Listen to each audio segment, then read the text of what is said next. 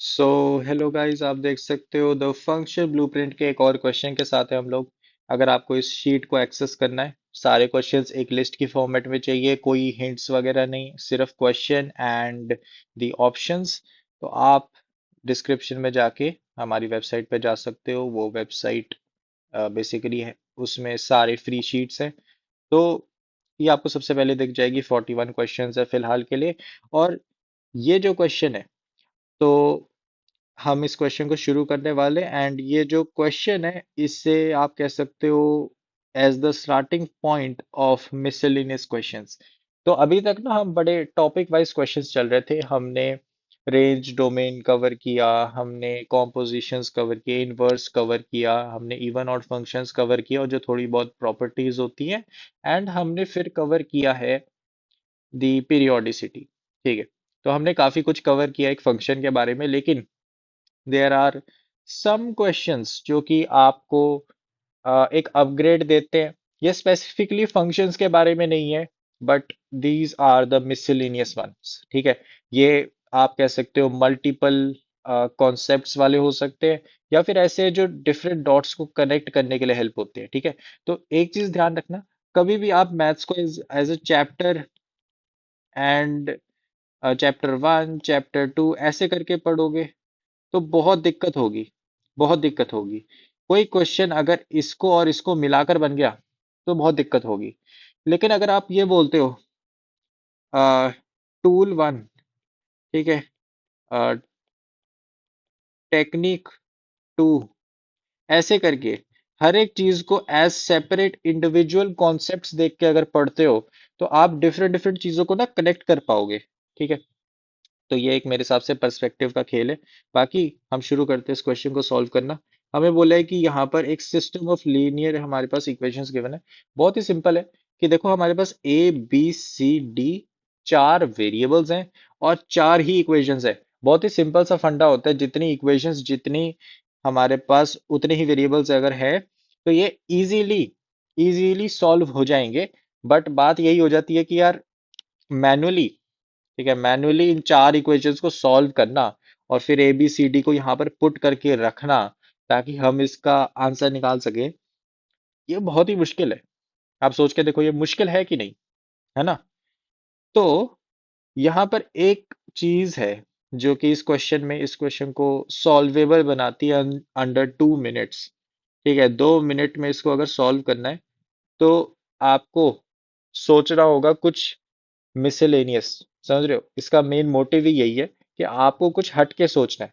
ठीक है, अगर आप ब्रूट फोर्स बिल्कुल एकदम सिंपल अप्रोच लेके चल रहे हो, एबीसीडी निकालोगे तो लंबा जाएगा, है ना? तो इसको करने का क्या तरीका है, देखो। सबसे पहली बात, ऑब्जर्व करो। ठीक है, ऑब्जर्व करो कि यहाँ पर ना एक पैटर्न है। ठीक है, यहाँ पर एक पैटर्न है। ऐसी रैंडम कोई भी चीज नहीं लिखी है यहाँ पर। यहाँ पर एक पैटर्न है। पैटर्न क्या है कि अगर मैं पहली इक्वेशन देखूं एंड मैं अगर दूसरी इक्वेशन देखूं, पहली और दूसरी इक्वेशन में आखिर फर्क क्या है? तो मुझे दिख रहा है कि यहाँ पर 1 है, यहाँ पर 2 है, यहाँ पर 1 है, यहाँ पर 2 है, यहाँ पर 1 है, यहाँ पर 2 है, यहाँ पर 1 है, यहाँ पर 2 है, एंड यहाँ पर भी 1 है, यहाँ पर भी 2 है। तो मैंने बोला ठीक है। फिर मैंने बोला कि अच्छा, फिर दूसरी और तीसरी इक्वेशन में क्या फर्क है कि यहाँ पर 2 और 3 है, 2 3 2 3 2 3 2 3। और अगर आप पैटर्न समझे तो आपको ये पता लग गया होगा कि यहाँ पर 1 है, 2 है, 3 है, 4 है। यहाँ 1 2 3 4, 1 2 3 4, 1 2 3 4, 1 2 3 4। तो ये पता लगा कि यार, ये चार इक्वेशन जो लिखी हुई है ना, इनका पैटर्न सेम ही है, कि बस एक एक नंबर जो है वो बदले हुए हैं। समझ रहे हो? अगर मैं इसको कंप्रेस करके लिखना चाहूं, तो मैं लिख सकता हूं। मैं कैसे लिख सकता हूं, ध्यान से देखना।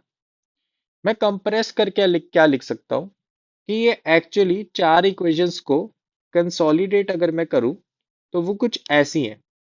b+x, c+x, d+x equal to x, for for all X equal to 1 2 3 and 4।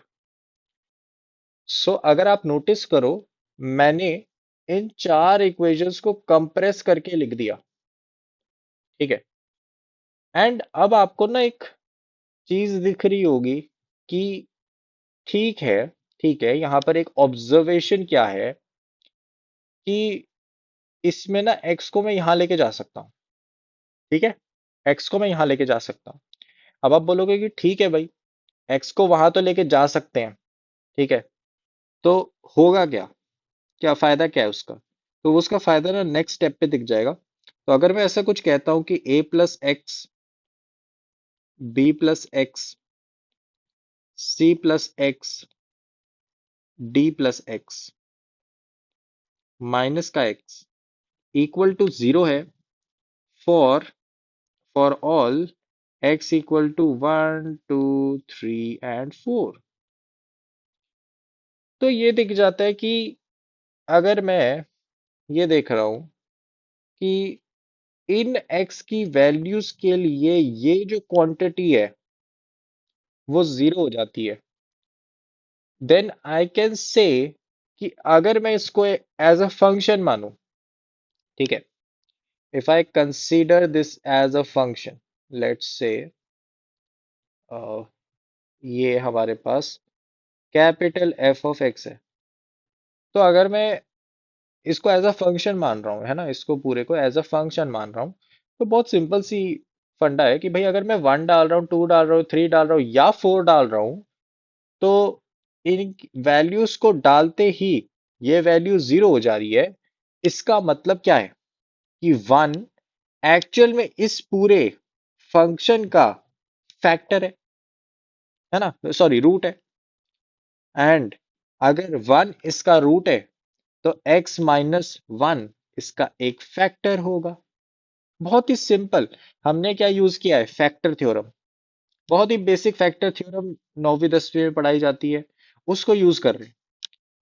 तो हम यहाँ पर ये कह सकते हैं कि अगर ये चारों इसके, समझ रहे हो, चारों इसके रूट है, 1 2 3 4 चारों इसके रूट है, तो x-1, x-2, x-3, x-4 चारों इसके फैक्टर्स भी है। और क्योंकि मुझे पता है यहां पर अगर आप मल्टीप्लाई करते हो ना इस पूरी इक्वेशन को, तो x की पावर 4 बनता है। तो मतलब इसके 4 रूट्स होने चाहिए और चारों यहां पर पता लग गए हैं। है ना, समझ रहे हो? यहाँ पर बहुत ही एक तुम कह सकते हो अच्छा सा यहाँ पर पैटर्न है कि मेरे को जो रूट मिले वो सारे ही रूट है जो इसके हो सकते थे। समझ रहे हो? इसकी डिग्री भी 4 है और चार ही चार रूट्स मेरे को मिल चुके हैं। ठीक है। तो यहाँ पे हम लिख सकते हैं कि a plus X, B plus X, C plus X, D plus X minus का एक्स एक्चुअल में x-1 into x-2, x-3, x-4 and a leading coefficient. ठीक है, क्योंकि ऑब्वियसली कुछ लीडिंग कोफिशिएंट होगा, बट यहाँ पर आप नोटिस कर सकते हो डिग्री 4 यहां से उठ के आती है। और जब सारे x को मल्टीप्लाई भी करोगे ना, तो लीडिंग कोफिशिएंट यहाँ पर तो 1 है, तो यहाँ पे भी 1 होना चाहिए, तो ऑब्वियसली ये भी 1 ही बन जाता है। ठीक है, क्लियर है? समझे? लीडिंग कोफिशिएंट को भूलना मत, बहुत इंपॉर्टेंट चीज है वो।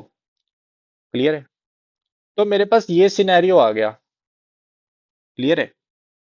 ठीक है। अब तुम ये बताओ मुझे, मैंने यहां पर इसके रूट समझकर इस फंक्शन के सारे फैक्टर निकाल लिए थे, तो मेरे पास ये एक इक्वालिटी आ गई है। ठीक है, ये एक इक्वालिटी आ गई है जो मुझे सही आंसर देगी हर एक एक्स के लिए। समझे कि नहीं? मैंने जनरलाइज कर दिया है, मैंने जनरलाइज कर दिया, ए बी सी डी को सॉल्व करने की जरूरत ही नहीं है। आप देख सकते हो वो ऐसे के ऐसे ही पड़े हैं, लेकिन फिर भी मैं आंसर निकाल सकता हूं कि भाई अगर मैं, आप देखो ना, इस माइनस एक्स को अगर मैं उधर लेके जाऊंगा तो मेरे पास क्या आएगा?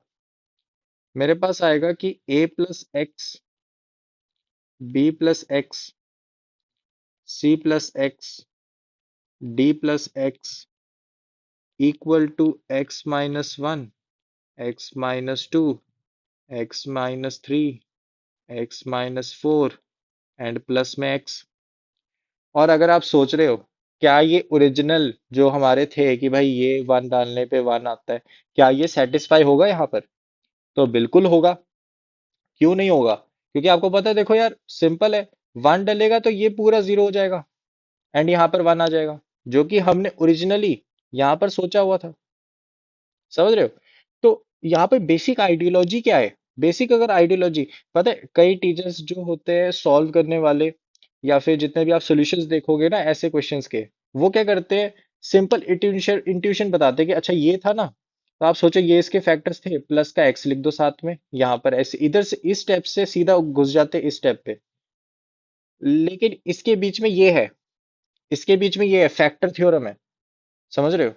इसके बीच में फैक्टर थ्योरम है कि आप सोचो कि ये फैक्टर्स है। क्लियर है ना? ठीक है। अगर इनमें से मान लो मुझे फोर वाला फैक्टर नहीं मिलता तो मैं उसको अल्फा लिख देता। बट बात यहाँ पर यही है कि आपको फैक्टर थ्योरम के बारे में सोचना है। ठीक है, factor theorem will simplify this process, है ना? अब मेरे पास अगर ये आ गया, अब तो ये क्वेश्चन हो ही जाएगा कि भाई अगर मैं पांच डाल दूं, है ना, पांच डाल दूं, तो मेरे पास आंसर निकल जाएगा कि नहीं निकल जाएगा? है ना बढ़िया? तो आप बस अब फाइव डालो और देखो क्या आंसर आता है। तो A plus five, B plus five, C plus five, D plus five equal to five minus four, sorry five minus one four बन गया, फाइव माइनस टू थ्री बन गया, फाइव माइनस थ्री टू बन गया and five minus four one बन गया, plus का five. तो ये फोर फैक्टोरियल है जो कि हमारे पास 24 आ जाता है, प्लस का फाइव है साथ में, तो 29 इसका करेक्ट आंसर है। ठीक है, 29 is the correct answer of this question. ठीक है, बढ़िया है। तो यहाँ पर बहुत ही मिसलेनियस बात क्या थी कि ये ना ऐसा नहीं है कि पहली बारी में कोई बच्चा सोच लेगा, थोड़ा मुश्किल है। ठीक है, ये कुछ ऐसा नहीं है जो किसी कॉन्सेप्ट में मैंने कुछ नया बता दिया आपको कि भाई ये तो कॉन्सेप्ट में कभी आपको पता नहीं था, फैक्टर थ्योरम तो आपने कभी जैसे पढ़ी नहीं। ऐसा कुछ नहीं है।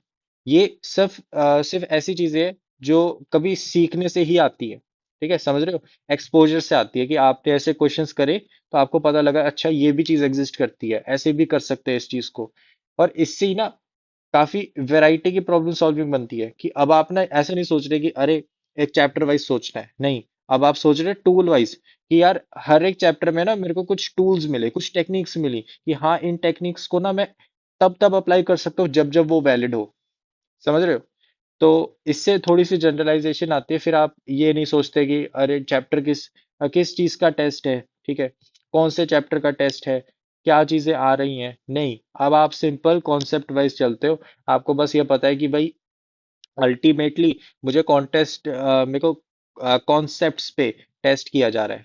ठीक है, कि मैं डिफरेंट डिफरेंट कॉन्सेप्ट्स को कैसे क्लब कर सकता हूँ। तो ये भी एक बहुत अच्छा एग्जाम्पल है।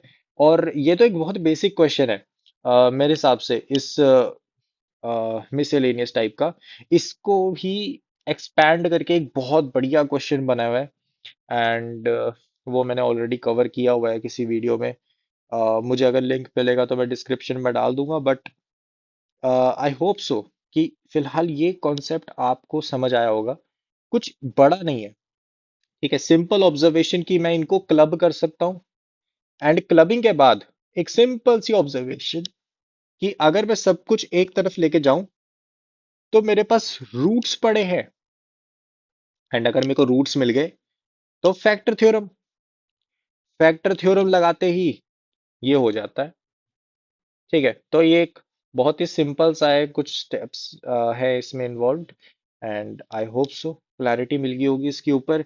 एक अच्छा क्वेश्चन इसके ऊपर एग्जिस्ट करता है जो कि काफी बड़ा लगता है शुरुआत में देख के, और ऐसा लगता है कि ये 2 मिनट में कभी हो ही नहीं सकता।